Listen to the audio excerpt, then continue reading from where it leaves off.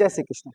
ફરી એક નવા શોર્ટ વિડીયો સાથે 3/4, 2/3, 5/7 અને 7/9 આ ચારમાંથી મોટામાં મોટી સંખ્યા કઈ છે?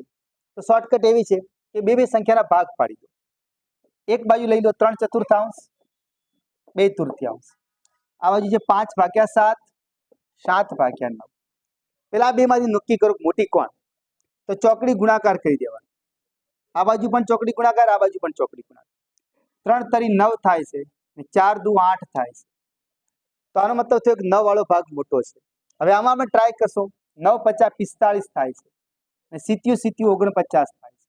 તો આ 45 કરતા 49 મોટા છે એટલે 7/9 આપણી મોટી આવી.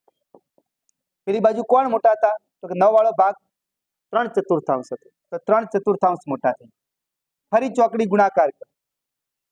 9 તરી 27, 4 સીતા 28.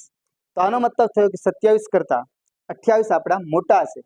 તો જે મોટો ભાગ છે એ આપણો જવાબ બની જાય. તો પરીક્ષામાં ફાઇનલ પરીક્ષામાં પૂછાય તેનો જવાબ 7/9 આવે છે. એટલે આવી ચાર સંખ્યા આપેલી હોય તો પેલા બે બેના ભાગ પાડી દો કે આ બેમાંથી મોટી કોણ ને આ બેમાંથી મોટી કોણ. જે પેલામાંથી મોટી આવે એ લેવાની અને પછી આમાંથી મોટી આવે એ લેવાની. પછી એમનો સામસામે ચોકડી ગુણાકાર. છેદની કોઈ જગ્યાએ જરૂર પડતી નથી ગુણાકાર લખવામાં, ખાલી ગુણાકાર કરો ત્યારે જ જરૂર પડે. એટલે જે મોટો ભાગ આવે એ આપણો મોટો જવાબ થઈ જાય છે.